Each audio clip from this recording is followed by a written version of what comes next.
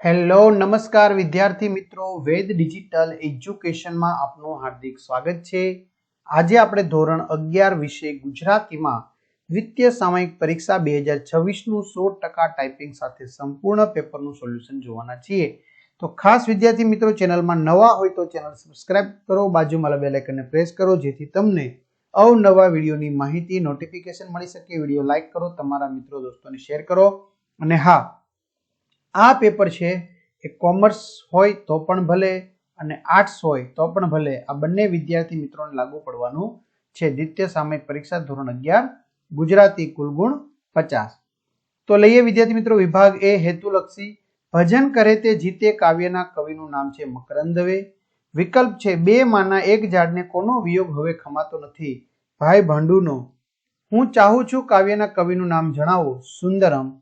એક વાક્યમાં જવાબ આપો। ફળીનું ઝાડવું ક્યાં જવાની વાત કરે છે, ફળીનું ઝાડવું દૂર દૂર જંગલમાં જવાની વાત કરે છે।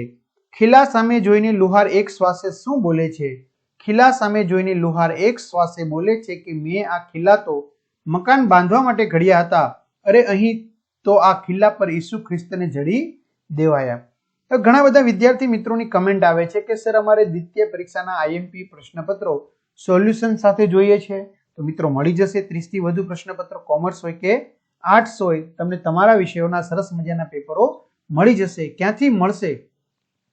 તો વેદ ડિજિટલ એજ્યુકેશન નામની એપ્લિકેશનમાં આર્ટ્સના તમામ વિષયોના સ્વાધ્યાય, ગુજરાતી સરસ મજાનું કૌશિક સરના વિડીયો મળી જશે, ઇકોનોમિક્સ પ્રદીપ સરના વિડીયો, આ બધું ગૂગલ પ્લે સ્ટોર કે જ્યાંથી આપણે ગેમ ડાઉનલોડ કરીએ ત્યાં જઈને વેદ ડિજિટલ એજ્યુકેશન નામની એપ્લિકેશન ડાઉનલોડ કરવાની। ઓપન કરશો લા પેજ ખુલે જેમાં તમારા પોતાના મોબાઈલ નંબર નાખો, સેન્ડ ઓટીપી કરો, 4 આંકડાનો ઓટીપી નાખશો એટલે પેડ કોર્સમાં જુદા જુદા પેડ પ્લાનની પીડીએફ મળશે, જેમાં ધોરણ 11 માં જઈ અને તમે પેપર સેટ મેળવી શકશો। એક્ઝામ પેપરમાં પેપરો 3 થી 12 માં 3 થી 12 ના વિડીયો તમારું ધોરણ પસંદ કરી અને વિષય પ્રમાણે તમે એના સ્વાધ્યાય કે વિડીયો જોઈ શકો। ત્યાર પછી 3-4 વાક્યમાં જવાબ આપો। સમ્રાટ અશોક પોતાની જીતને જીત શા માટે ગણતા નથી, બરાબર? તો વિડીયો પોઝ કરીને લખી શકો છો। 8-10 વાક્યમાં લખો ચંદ્રહાસનું પાત્રા લેખન કરો, બરાબર? તમારે કોઈ પેરેગ્રાફ પાડીને લખવાનું નથી।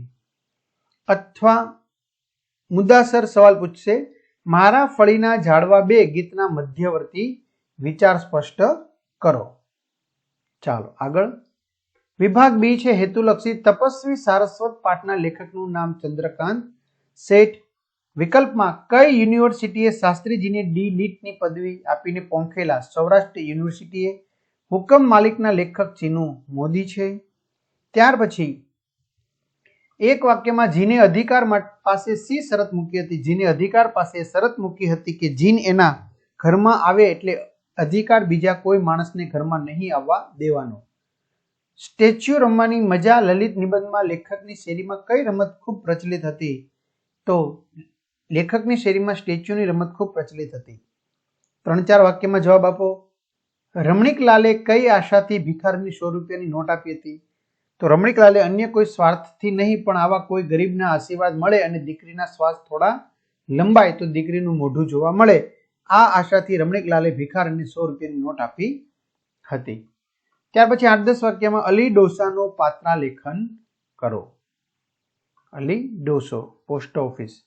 અથવા કે કા શાસ્ત્રીય સંશોધક સંપાદક તરીકે ગુજરાતી ભાષા, સાહિત્ય અને સંસ્કૃતિની બહુમૂલ્ય સેવા કરી છે, આ વિધાનનું સમર્થન કરતી વિગતો આપો, બરાબર? વિડીયો પોઝ કરતું જવાનું ને લખતું જવાનું। વિભાગ સી છે વ્યાકરણ વિભાગ। સમાનાર્થી બા તો એમાં આવશે માતા, જનની, અવસાન, નિધન, દેહાંત, પારકા, બીજા, અન્ય। ત્યાર પછી રેખાંકિત શબ્દના સ્થાને તેનો વિરોધાર્થી શબ્દ લખી વાક્યનો અર્થ ન બદલાય તે રીતે ફરીથી લખો। અસીમ સી શાંતિ હસી રહી હતી, અસીમ સી અશાંતિ હસી રહી ન હતી। પરાજિત કલિંગમાં ચૂપકીદી છવાઈ ગઈ, વિજયી કલિંગમાં ચૂપકીદી છવાઈ ન રહી। સબોના શબ્દમાં ગાથા લપાઈ ભૂપ જીતની, સબોના શબ્દમાં ગાથા ન લખાય ભૂપ હારની। શબ્દ સૌ માટે એક શબ્દ તલવાર રાખવાનું, ધરું ઘરું એટલે મ્યાન, જ્વાળામુખીમાંથી નીકળતો ગરમ રસ લાવવા, પોતાની જાત ઉપર વિશ્વાસ આત્મવિશ્વાસ, તળપદા શબ્દોનું શિષ્ટ રૂપ તમ એટલે અંધારું, હાવા એટલે હવે, જોડણી સુધારો પરીક્ષા, પરીક્ષા, કિસ્સો, કિસ્સો, અનેકાર્થી શબ્દોનો અર્થભેદ લખો. ભ્રમર એટલે ભમરો અને ભમર એટલે ભવું. પાણી એટલે જળ અને પાણી એટલે કર, હાથ. રૂઢિપ્રયોગનો અર્થ આપી વાક્ય લખો.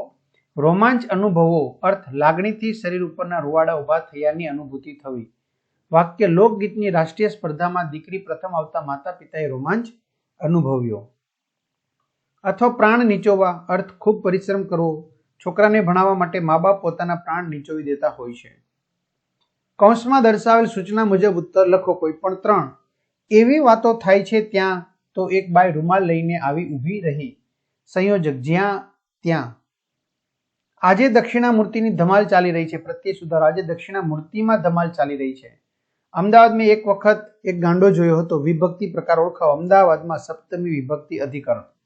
હા, તમે આયોજન કરવા લાગો તો હું તેમાં ભાગ લઉં, તમને ગમશે ને? સંયોજક મૂકો. હા, તમે આયોજન કરવા લાગો પરંતુ હું તેમાં ભાગ લઉં તો તમને ગમશે ને? વિભાગ ડી છે લેખન વિભાગ છે. આપણે ખબર છે કે અહીંયા કાવ્ય વાંચી અને એના આધારે કેટલાક પ્રશ્નો પૂછ્યા છે કે ગામની ભાગોળે લોકો શા માટે ભેગા થયા હતા? ગામજનોએ શો ન્યાય તોડ્યો? ઓલિયાએ ટોળાને ઉપદેશીને શું કહ્યું? કાવ્યને યોગ્ય શીર્ષક આપો. ત્યાર પછી ગદ્યખંડ આવશે. ગદ્યખંડ તમારે વાંચવાનો, એના પરથી 4 સવાલ છે. અથવા સંવેદનશીલ વ્યક્તિનું હૃદય કેવું હોય છે? શા માટે? હિન્દુસ્તાનની ધરતીની મહેક શેમાં છે? સંવેદનાના સંદેશાવાહક કોણ છે? કોણે લોકોના આંસુ સાર્યા છે? ગદ્યખંડને યોગ્ય શીર્ષક આપો. તો આ બધું આપેલું છે. ત્યાર પછી વિરામ ચિહ્ન ઉપયોગ કરી ફરતી વાક્ય લખો. વિભાગી લેખન વિભાગ વૃક્ષારોપણ કાર્યક્રમના 100 શબ્દો અથવા તો 26મી જાન્યુઆરીની ઉજવણીનું તમને ખાસ પૂછાશે, બરાબર? એટલે 26મી જાન્યુઆરી કરી લેશો. ત્યાર પછી નિબંધ છે વ્યસનોમાં ફસાતો આજનો યુવાન, કારણ કે અત્યારે આ ડ્રગ્સ ને બધું દારૂબંધી ચાલે છે એટલે પૂછાઈ શકે. ઉત્તરાયણ પર્વ, બરાબર, એ બી પૂછાઈ શકે. મકર સંક્રાંતિ, જે બી નામ આપે. સ્ત્રી પુરુષ સમાનતા. તો આ રીતે વિદ્યાર્થી મિત્રો સરસ મજાના સોલ્યુશનની ચર્ચા કરી. તો આ સોલ્યુશનની પીડીએફ મેં કહ્યું એ પ્રમાણે એપ્લિકેશનમાંથી તમને મળી જશે.